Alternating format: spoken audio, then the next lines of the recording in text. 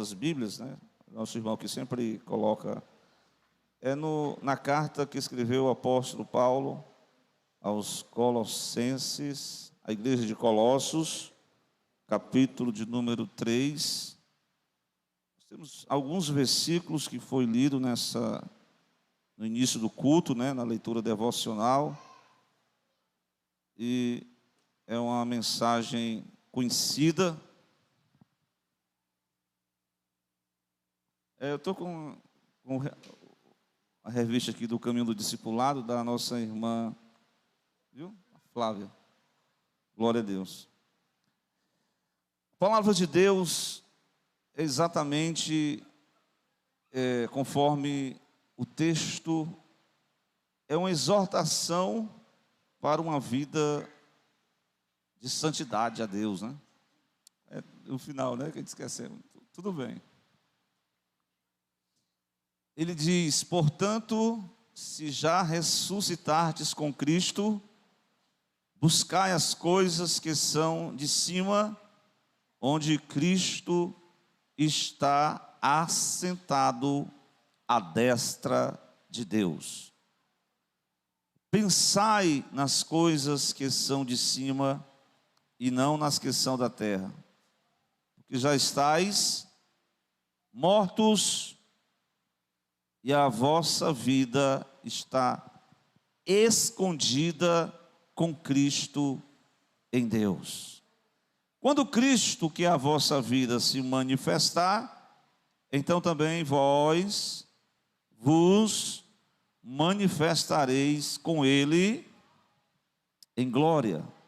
Mortificai, pois, os vossos membros que estão sobre a terra, a prostituição, a impureza, o apetite desordenado, a vil concupiscência, a avareza, que é idolatria. Glória a Deus. Meus irmãos, tendo lido esse texto, em todas as cartas, nós vamos perceber que há uma parte que Paulo se preocupa com a doutrina da igreja, mas em todas elas ele sempre traz a aplicação dessa doutrina. Glória a Deus. E quando nós nos falamos sobre a morte e ressurreição de Jesus Cristo, glória a Deus, a gente entende que dessa morte e ressurreição, que é um fato histórico, é uma história marcante, emocional. Muita gente chora, se emociona quando ouve aquele filme da crucificação de Jesus. A mensagem, enfim, ela mostra o Cristo morrendo injustamente. O próprio Pilatos disse que não tinha nele nenhuma culpa, mas por questões de conveniência política, ele resolve entregar Jesus a um júri popular. E o júri popular, influenciado pela elite religiosa, disse: crucifica-o, crucifica-o. Glória a Deus.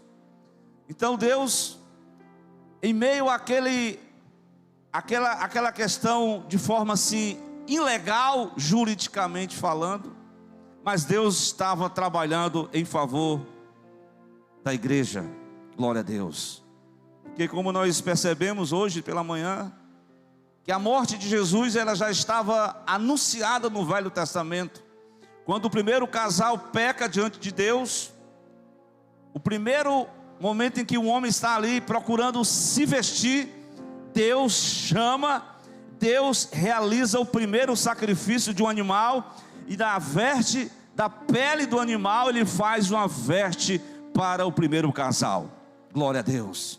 Lá no livro de Êxodo, quando o povo sai do Egito, glória a Deus, Deus já estava anunciando a morte através daquele cordeiro Qual? A morte do Cordeiro Pascual era um prenúncio da morte de Jesus Cristo.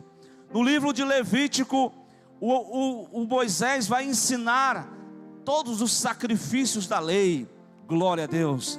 E no dia do perdão nacional, o sumo sacerdote adentrava no Santo do Santo com o sangue que foi sacrificado para ofertar em cima da tampa do propiciatório, para que Deus poupasse, para que Deus perdoasse o povo que estava lá fora, pedindo a intercessão, o perdão divino.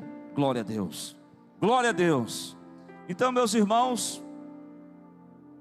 mas isso eram apenas tipos, a sombra, a realidade estava por vir.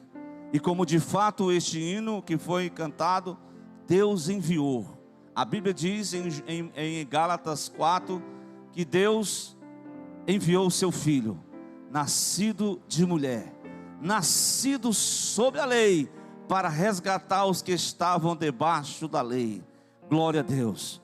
Então, meus irmãos, o Cristo da Galileia é a história. A gente lê a biografia de Jesus nos 4 evangelistas, mas os 4 evangelistas, eles se detêm nas últimas semanas, mas eles vão mais apurado nos mínimos detalhes, naquele momento do sacrifício, ou melhor dizendo, da prisão, que foi levado até aquele júri, né? Ele foi julgado, ele foi maltratado pelos soldados romanos, ele foi levado ali até o lugar do suplício, um lugar chamado caveira, e ali ele foi levando uma cruz, né? E ele foi levando até o lugar do suplício. A Bíblia diz que ele estava tão desgastado fisicamente, que ele caiu no chão, e um soldado não somente perguntou ao voluntário, ele escalou o José lá, o rapaz, para conduzir a cruz. Então ele foi até lá, glória a Deus, ajudou. E quando chegou lá no local da crucificação, ele foi colocado ali naquela cruz, foi suspenso, estava ali cravado os seus pés, as suas mãos. E ali, no momento doloroso, a história vai dizer, glória a Deus, que todos os músculos do corpo doíam, porque além de todo o sacrifício, de toda aquela cruz, ele já tinha passado por violência. Os soldados haviam agredido fisicamente, haviam coroado ele com a coroa de espinho, haviam batido na sua cabeça, glória a Deus. Então Jesus estava ali enfrentando uma luta. O seu corpo levou 40 chicotadas. Já diz os historiadores que só essas 40 chicotadas já dava para matar, glória a Deus, porque o corpo, as costas nuas, eles açoitavam com aquele chicote, que na ponta do chicote havia algo perfurante, e havia algo que rasgava a carne, e ali as costas ficaram todas dilaceradas. E no momento em que ele estava sendo executado na cruz, 2 ladrões estavam do seu lado. E naquela cruz, essa história, ela vai lembrar para nós a história da nossa salvação. Ele certamente, os pregos nas mãos, nos pés, ele sentiu dores profundas, ele sentia dificuldades respiratórias. Cada um daqueles 7 gritos que ele disse na cruz foram por baixo de muito esforço. No primeiro grito ele disse: Pai, perdoa-lhes, porque eles não sabem o que fazem. Glória a Deus, glória a Deus. Mas ele foi proferindo palavras conforme ele disse: eis aí o teu filho, filho, eis aí a tua mãe. Alguns dizem que ele instituiu a adoração à mãe, mas não é verdade. Jesus, como sendo o primogênito, ele estava pedindo a João para cuidar, amparar psicologicamente a sua mãe, que estava abatida. Um jovem de 33 anos que estava esvaindo em dor, que estava morrendo aos poucos, glória a Deus. Mas tudo aquilo tinha um cumprimento. Era todo o Velho Testamento ratificando, confirmando, glória a Deus. E tudo que Mateus escrevia, isso foi para que se cumprisse o que foi profetizado pelo profeta Isaías, que foi profetizado por Jeremias, que foi profetizado pelo profeta Miqueias, que foi ministrado pela lei, pelos salmos e pelos profetas. Tudo se cumpriu na vida do Messias de Deus. Glória a Deus. Então nós estamos aqui para reverenciar este Cristo Todo-Poderoso, esse Cristo que foi sacrificado numa cruz. Como diz o profeta João Batista, ele apresentou Jesus, ele diz: eis aí o Cordeiro de Deus, que tira o pecado do mundo. Note bem, o sacrifício realizado no dia de Yom Kippur, ele apenas cobria o pecado. Ano após ano, os homens faziam sacrifícios repetidos. Mas eu quero dizer que esse sacrifício não precisa repetir novamente. Esse sacrifício é perfeito. Ele não somente encobre, ele remove o teu pecado, ele remove o nosso pecado, ele nos purifica, ele nos faz, como diz o hino 39, mais alvo do que a neve. Ainda que os teus pecados sejam vermelhos como escarlate, mas se você se colocar diante de Jesus, aos pés da cruz, ele vai fazer de você mais alvo do que a neve. Glória a Deus. Meus irmãos, a história parecia ser fatídica, triste, a sexta-feira das trevas. Parecia que os planos de Deus poderiam ser frustrados. Jamais. Quando você perceber na sua caminhada que parece que não está dando nada certo, não te preocupa. Tudo coopera para o bem daqueles que amam a Deus e que são chamados segundo o seu propósito.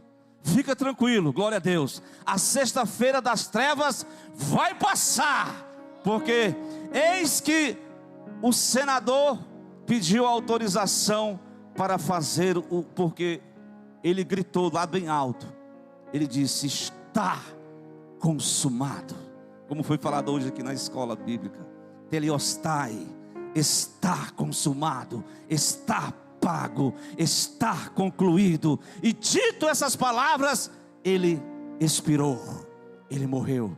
E ao longo desses período das 6 horas de crucificação, houve um movimento na natureza, a terra escureceu. O próprio soldado centurião disse: verdadeiramente este homem era justo, e nós fizemos uma injustiça. Mas é por isso que às vezes as pessoas não concordam com a pena capital de morte, né? Porque depois que morre, parece que não tem mais jeito. Realmente. Mas espera aí, José de Arimateia conseguiu um sepulcro novo. Sepultaram. Os romanos colocaram um selo para que ninguém mexesse. Foi montada uma guarda romana, glória a Deus. Mas não ficou nisso. Passou o sábado, era o dia do descanso dos judeus. Mas na madrugada seguinte, pela manhã, glória a Deus, bem cedo, os apóstolos estavam todos enclausurados, com medo das repreensões romanas. Mas eis que umas mulheres ousadas foram ao sepulcro e perguntavam entre si: quem poderá remover a tampa, a pedra? E chegaram lá, mas aquilo que elas pensavam que estavam impedindo, Deus tira os empecilhos, Deus tira as pedras, o anjo desce, os soldados armados caem por terra, e o Senhor vence a morte e sai das trevas. As trevas não podem prevalecer, porque o domingo da luz raiou, a vitória da cruz chegou. Glória a Deus, glória a Deus. Foi cantado aqui: para sempre exaltado seja o seu nome. Mas meus irmãos, essa é uma mensagem que fala ao nosso coração, à nossa alma, ao nosso sentimento. Nós certamente somos sensibilizados, tocados com a história de Jesus. Mas a história de Jesus, a morte e ressurreição de Jesus, ela também tem um significado que fala ao coração e fala ao nosso entendimento. O entendimento esse, porque o apóstolo nessa carta, ele vai defender, é uma carta cristológica, é uma carta que defende Cristo contra determinados seres que queriam ter o domínio sobre aquela geração, aquelas pessoas, entidades espirituais.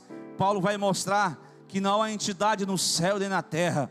O único que pode ser adorado, o único que podemos servir é o Cristo que morreu, é o Cristo que ressuscitou. E eu pude aqui copiar pelo menos algum entendimento que Paulo teve da morte e ressurreição de Jesus. Acompanhe comigo, se você assim o puder.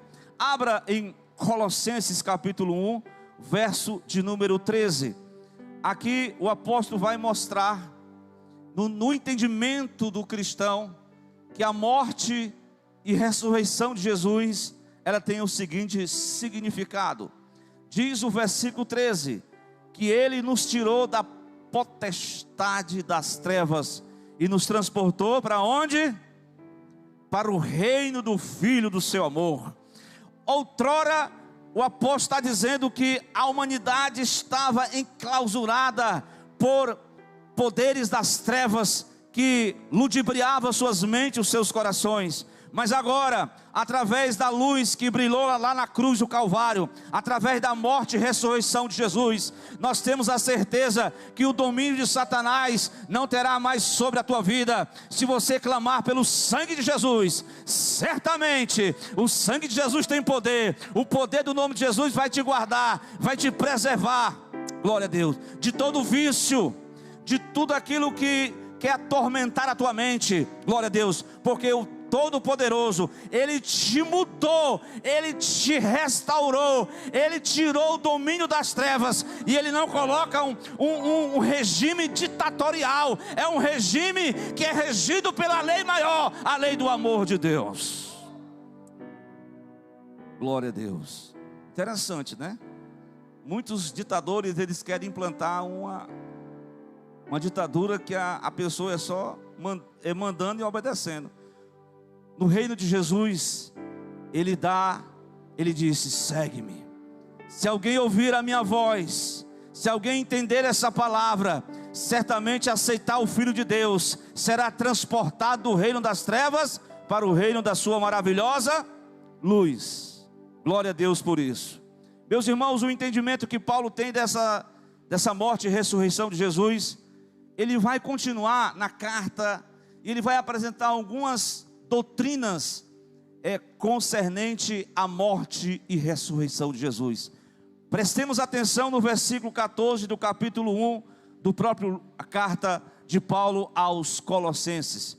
Uma doutrina muito importante que nós aprendemos, que nós entendemos, porque com a morte de Jesus nós fomos transportados do reino das trevas para a sua luz. Não somente isso, veja o versículo 14. Ele, Jesus, nos tirou. Além de nos tirar das potestades das trevas, nós temos no 14 o que? A redenção. Nós temos o perdão dos nossos pecados. Glória a Deus. Meus irmãos, será que alguém de nós aqui poderia chegar diante de Deus e pagar o perdão dos nossos pecados? Jamais, irmão. O Salmo 50 diz que todos os recursos do homem eram impotentes para pagar a dívida. Como eu falei, a palavra estar consumado é estar pago. Só Jesus pode pagar a tua dívida. Mas não é dívida, eu sei que Ele pode abrir as portas para você pagar o cartão, pagar alguma coisa. Mas eu estou falando da dívida espiritual. Como diz, perdoa as nossas dívidas. Então ninguém pode pagar, mas o Filho de Deus, Ele te perdoa. O Filho de Deus nos achou, nos perdoou. Agora o perdão de Deus é simplesmente assim: olha, Jesus perdoou a mulher adúltera, mas o que foi que Ele disse para a mulher adúltera? Mulher, cadê os teus acusadores? O Senhor foi embora tudinho. Aí Ele disse: mas eu não te condeno, eu te perdoo. Mas tem uma coisa: de agora em diante doravante, vai e não continue na prática do pecado. É por isso que o apóstolo diz que nós temos que mortificar a nossa velha natureza. Essa é a parte prática da mensagem. Eu falei do aspecto, o aspecto que toca a alma. Eu estou falando do aspecto da parte de entendimento. Eu estou compreendendo que a morte e ressurreição de Jesus trouxe para mim redenção. E além dessa redenção, nós podemos ainda ver o versículo 20 do capítulo 1 de Colossenses. Se você puder visualizar esse verso, ele é importante. Porque veja bem, quando o homem peca diante de Deus, ele está sob o domínio de Satã. Quando o homem se afasta de Deus, ele está endividado com os seus pecados, necessitado do perdão de Deus. Quando o homem se afasta dos propósitos de Deus, ele se torna inimigo de Deus nas suas obras. A humanidade se afastou do seu Criador, se tornou inimigo de Deus. Era preciso o que então? Reconciliar-se com Deus. E eu me lembro daquela passagem interessante. Pilatos, naquela dúvida, lançou Jesus para Herodes. Herodes queria que Jesus fizesse um milagre, porque tem crente assim, que pessoas até incrédulas, que só vai para a igreja se tiver uma coisa sobrenatural. Rapaz, hoje só foi a pregação, eu queria ver um poder lá, uma coisa sobrenatural. E Pilatos tinha essa tendência. E Jesus não deu nenhum sinal sobrenatural, porque tem que crer na palavra. É a palavra que convence. A geração que mais viu sinal sobrenatural foi a geração mais impenitente. Veja lá na saída do Egito. Veja Cafarnaum. Cafarnaum, tu que vives vendo os milagres, tu pensa que pelo fato do Cristo morar na cidade, tu pensa que tu vai aos céus, tu vai para o inferno. Porque se tu não se arrependeres pela pregação da palavra, tu pode ver sinais e maravilha, mas tu tem que se converter pela minha palavra. Glória a Deus. Meus irmãos, tem que ter reconciliação, e somente um pode nos reconciliar. Irmãos, a reconciliação, Jesus foi tão tremendo porque Pilatos e Herodes não se comunicavam. Mas naquele dia, por causa de Jesus, Pilatos conversou com Herodes. Certamente, esse versículo 20, ele vai mostrar a doutrina que Paulo esboça nessa carta, que havendo por ele feito o quê? A paz. Essa paz só é proveniente do sacrifício do sangue da sua cruz. Por meio dessa reconciliação consigo mesmo, todas as coisas também na terra como estão no céu. Então aprove a Deus, através do sacrifício do seu Filho, nos reconciliar consigo mesmo. É como assim, a mão divina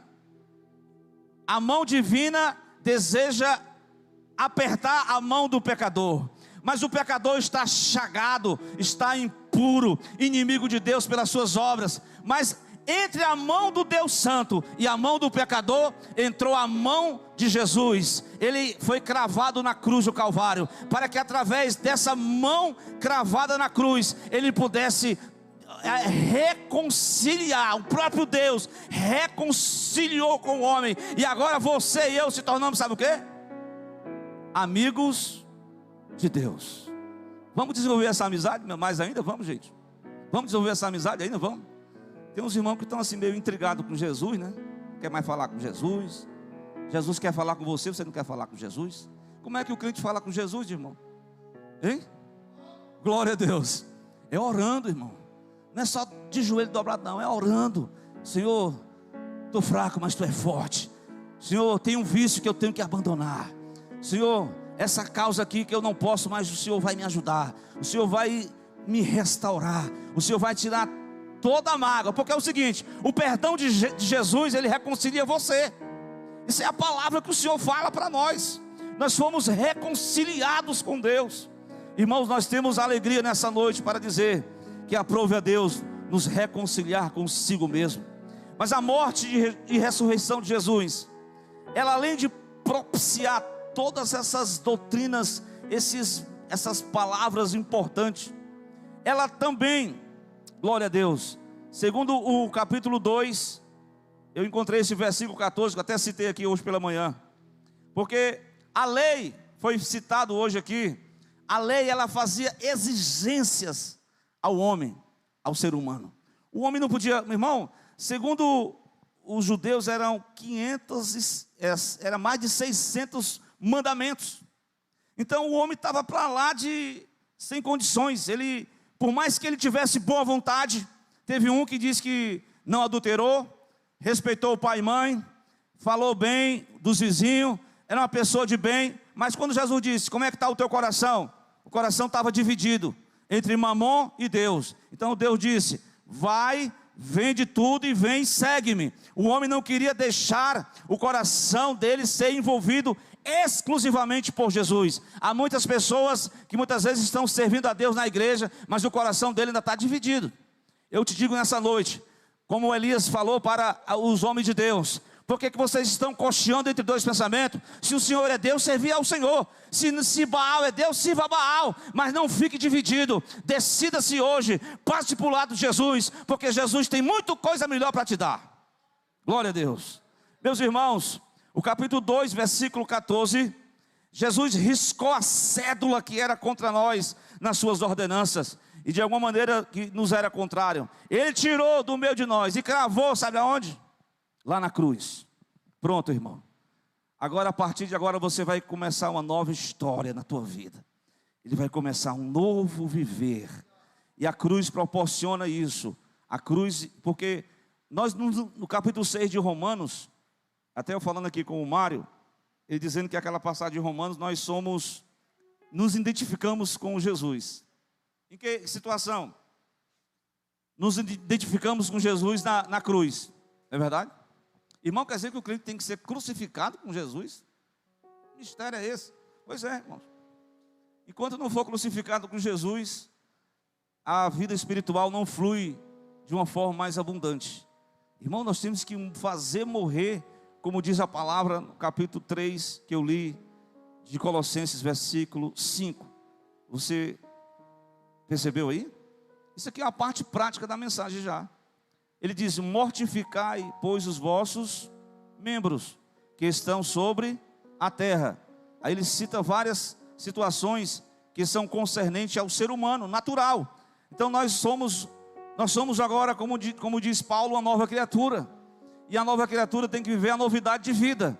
Então nos identificamos com Jesus através da sua morte. Nos identificamos com Jesus através do seu sepultamento. Nos identificamos com Jesus através da sua ressurreição. Nos ressuscitamos para uma nova vida, para um novo viver. Mas espera aí, esse novo viver é convivendo com a própria deficiência da natureza humana. Nós vamos conviver com os nossos próprios erros, com as nossas próprias inclinações, mas nós vamos pedir a graça de Deus, porque certamente, se você foi ressuscitado com Cristo, agora você está buscando as coisas que são do alto, onde Cristo está assentado, aonde? À destra de Deus. Nós estamos agora pensando nas coisas que são de cima, glória a Deus. E sobretudo, nós estamos também mortificando a nossa velha natureza. Essa é a parte prática da mensagem. Quando Jesus chama os discípulos, ele explica.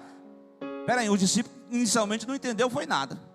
O apóstolo Pedro disse, não, Jesus, não vai morrer na cruz não, pelo amor de Deus.